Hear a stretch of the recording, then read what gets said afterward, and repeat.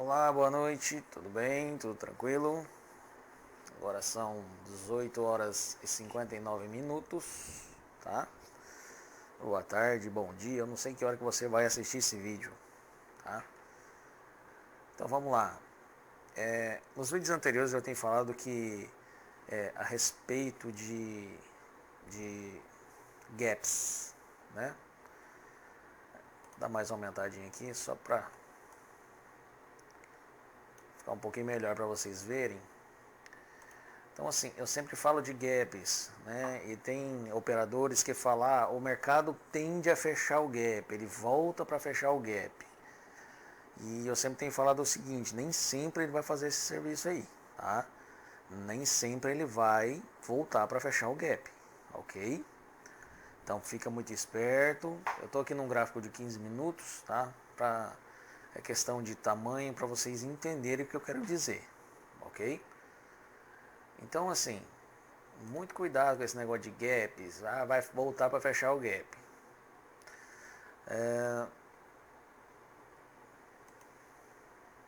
Nós temos esse dia aqui. Deixa eu só ver se vai aparecer a data aqui. Apareceu. Nós temos esse dia aqui, dia 23 de setembro, tá? Dia 22 de setembro, desculpa.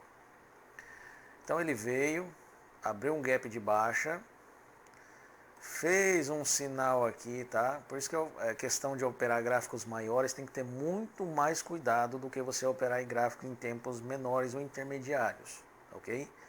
Geralmente o gráfico maior você utiliza para ver a tendência de mercado, o que ele pode fazer, tá ok? Então você utiliza mais, a gente utiliza, eu particularmente, vou falar por mim, para isso. Eu raramente opero com um gráfico de 15 minutos. Tá? Mas tem pessoas que operam com um gráfico de 15 minutos, 20, entendeu? 1 hora, 4 horas, enfim. Cada um, eu falo, mercado financeiro, cada um se adapta da sua forma, do jeito que você vai ser lucrativo. Tá? Você operar num gráfico de 5 minutos não é uma regra básica disso, que você tem que fazer isso, porque não, para quem está começando, 5 minutos é um tempo essencial, tá ok? Pode-se que você se adapta a um gráfico de 10, de 15, mas depois eu vou estar gravando outro vídeo falando sobre isso aí, tá bom? Mas vamos lá nos gaps. Então nós temos um gap de baixa aqui, tá? Abriu um gapzinho de baixa, tá ok? Segundo nossos sinais que estamos acostumados, fez um sinal aqui de probabilidade dele querer subir, né? Porém, não subiu, tá ok? Então, o que ele fez? Continuou descendo. Por que gap de baixa? Porque esse gap aqui nós entendemos que é uma força vendedora, né? Não compradora, uma força vendedora, tá? Nós entendemos que é uma força vendedora aqui, empurrando já o mercado para baixo. Então, assim, esse gap aconteceu durante o leilão. Então, antes de abrir o mercado, você pode observar que o mercado entra em leilão durante pelo menos um torno de 5 minutos. Tá bom? Tá bom? 5 para as 9 da manhã ele já entra em leilão e começa o leilão. Você vai olhar nessa lateral aqui, ó, nessa barra lateral, tá? Que vai ter um quadradinho azulzinho, tá ok? Que ele vai estar movimentando, tá? Então ele vai estar em leilão até onde que o mercado vai abrir. Deu 9 horas, pode ser que o mercado já abra às 9 em ponto e pode ser que ele fica mais um pouquinho, né? Acontece isso também, tá bom? Então durante o leilão a galera começou a vender e está vendendo e a força, podemos dizer que é uma força vendedora aqui e ele desceu, tá? Ele desceu, certo? Então, aí, mas ele vai ter que voltar, né? Aí ele dá esse pequeno sinalzinho aqui de querer voltar, né? Isso eu estou falando no gráfico de 15 minutos. No de 5 minutos, pode-se que ele deu outro tipo de gatilho aqui, tá? Eu não vou alterar por 5 minutos aqui, porque vai desconfigurar tudinho aqui e a gente vai perder o nosso raciocínio aqui. Portanto, então, temos um gap de baixa, beleza. Não fechou o gap? Não fechou. Só que muitas vezes, para quem começa, tá? Para quem começa, já fica naquele viés do seguinte, pô, amanhã então ele vai fechar aquele gap. Então amanhã ele vai vir fechar esse gap aqui que ele deixou aberto, tá? Ok. No dia 23, é melhor, esse aqui é do dia 23, tá? Eu falei errado, eu falei dia 22, que dia 22 é isso aqui. É isso aqui. Então no dia 23 ele abriu esse aqui, esse gap aqui, tá? Essa foi a abertura. Quando foi dia 26 de setembro, porque esse aqui foi numa sexta, então isso aqui provavelmente vai ser numa segunda-feira, 26 de setembro, abriu um outro senhor gap aqui, ok? Tranquilo? Aí aí automaticamente a gente que está meio que, né, tá começando tudo, sem ter a paciência de esperar, mas agora ele vai fechar. Agora ele vai fechar aquele gap que ele deixou lá de sexta-feira, né? Ele deixou um gap e o mercado vai subir. Então, né? Vamos comprar. Beleza. Veio a força vendedora até aqui. Apareceu uma galera querendo comprar. Deu um gatilhozinho aqui de força vendedora. Deu outro gatilho de força vendedora. Podemos dizer que isso aqui é quase um doji. Podemos dizer que isso aqui é um doji também. Tá ok? A galera compradora bateu bonito. Tá?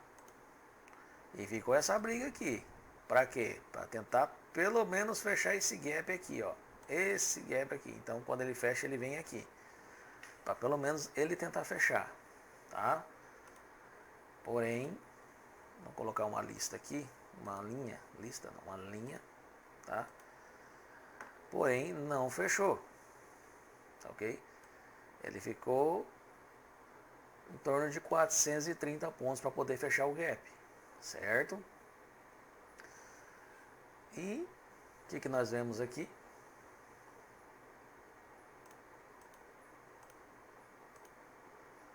O que nós vemos aqui? Uma galera tentando comprar, certo? Uma galera aqui tentando comprar. Porém, o mercado, o que ele fez?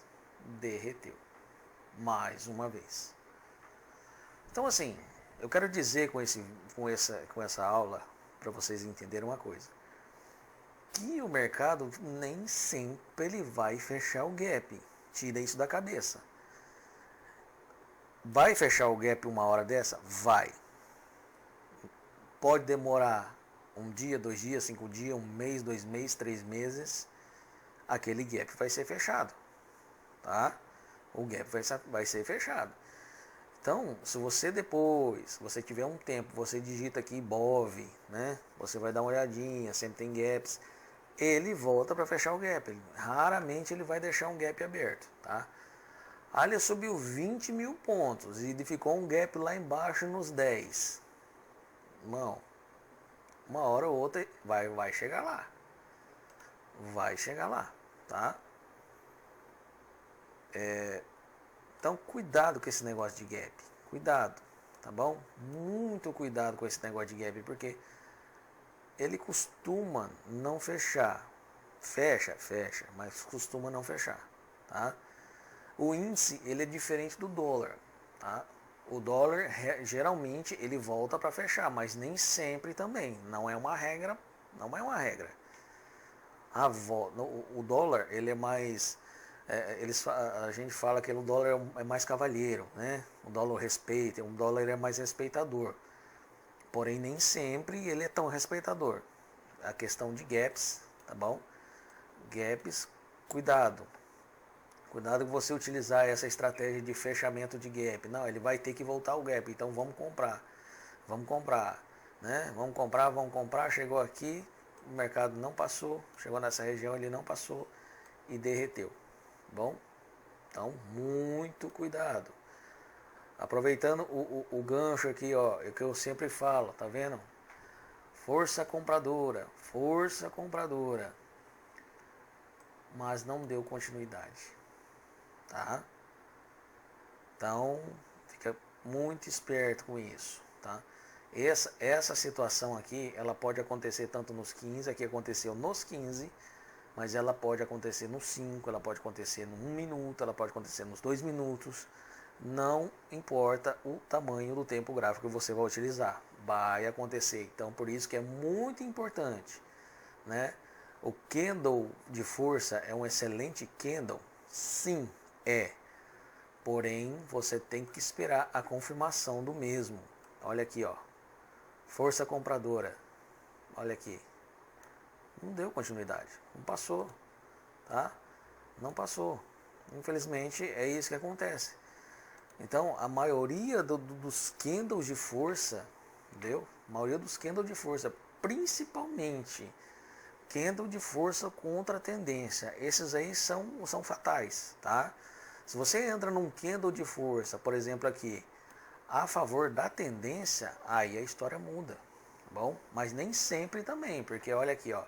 Ah, tá a favor da tendência, beleza, mas olha aqui, tá bom? Então, são macetezinhos que a gente apanha, leva loss, vai apanhando, mas a gente aprende.